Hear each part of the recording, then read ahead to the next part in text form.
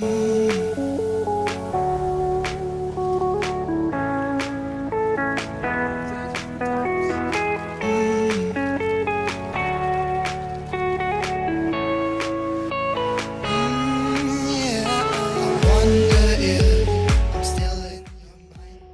take a look at Gråbrødretorv.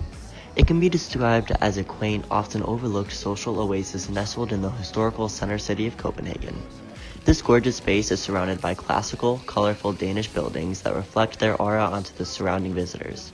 This area's connection to the nearby streets make it an ideal location for restaurants that occupy the lower levels of the buildings.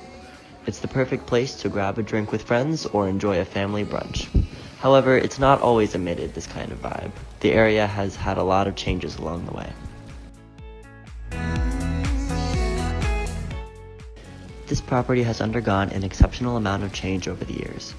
In 1238, this space was the location of a Franciscan friary, Gråbrødretorv.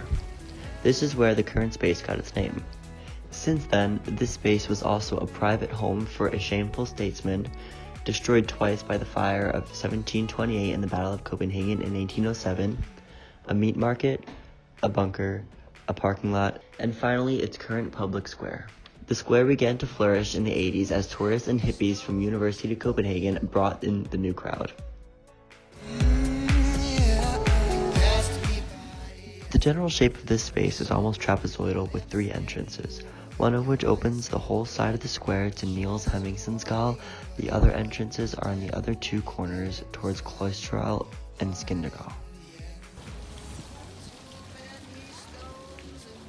Gråbrødretorv is outlined with vibrant building facades representing traditional Danish architecture.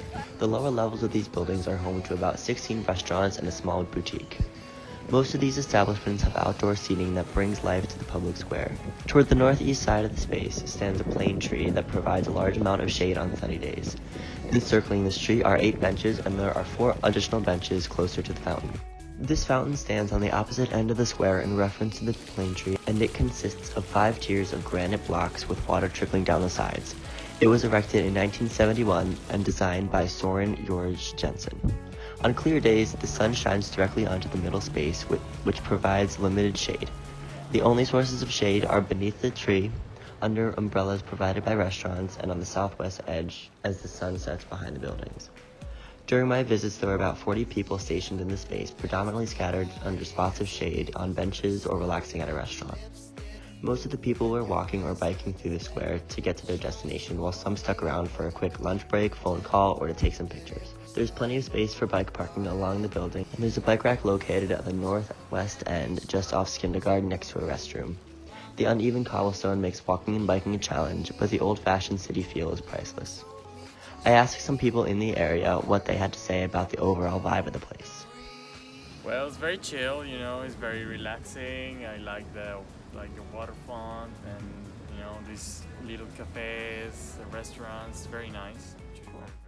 I really enjoy the place. I think it's pretty relaxed in general. People don't come here to sit and get rowdy or anything. It's a calm, relaxed kind of place, and yeah, people are just enjoying themselves out for lunch most of the time, and yeah, go on to just sit, for example, at our place here and enjoy themselves having a few beers. And, yeah, it's a good vibe in general. Yeah.